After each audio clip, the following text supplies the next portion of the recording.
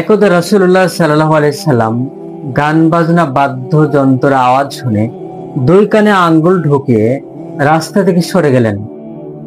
রাস্তা থেকে সরে গিয়ে বলছেন, আব্দুল্লাহ ইবনে ওমর, জি, তুমি কি এখন কোনো গান বাজনা শুনতে পাচ্ছ? জি না, আল্লাহ নবী, এখন কোন গান বাজনা বাদ্যযন্ত্র শুনতে পাচ্ছি না। তখন রাসূল সাল্লাল্লাহু আলাইহি সাল্লাম তার দুই কান থেকে আঙ্গুল টেনে বের করলেন। সম্মানিত অবস্থাতে আল্লাহর নবী গান বাজনা বাদ্যযন্ত্রের আওয়াজ শুনে কানে আঙ্গুল ঢোকালেন, আর আপনি আমি কানে ইয়ারফোন নিয়ে গান শুনি। অথচ আমরা হলো মুসলিম, দাবি করি যে আমরা মুসলমান।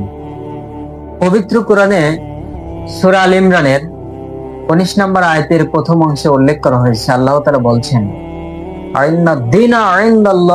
ইসলাম, আল্লাহর নিকটে একমাত্র গ্রহণযোগ্য মনোনীত ধর্ম হলো ইসলাম।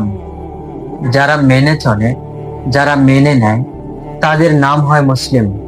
যারা আত্মসমর্পণ করে, তাদের নাম হলো মুসলিম।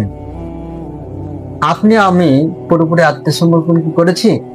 আল্লাহ রাসূল সাল্লাল্লাহু আলাইহি সাল্লাম গান বাজনা বাদ্যযন্ত্রের আওয়াজ শুনে কানে আঙ্গুল ঢোকালেন, আমি আপনি কানে ইয়ারফোন নিয়ে গান শুনি। আমার মোবাইলে গান চলে, বাড়িতে টিভিতে গান চলে। বলুন তো, পুরোপুরি আত্মসমর্পণ করতে পেরেছি কিনা? পারিনি। আসুন ইসলামের ভিতরে পুরোপুরি দাখিল করি। আল্লাহর দেওয়া নির্দেশ, মুহাম্মদ রাসূলুল্লাহ সাল্লাল্লাহু আলাইহি সাল্লাম এর দেওয়া নির্দেশ পুরোপুরি পালন করি। তাহলেই তো আমরা মুসলমান হতে পারবো, তাহলেই তো আমরা ইসলামের ভিতরে পুরোপুরি প্রবেশ করতে পারবো। আসুন আমরা সেগুলো করি।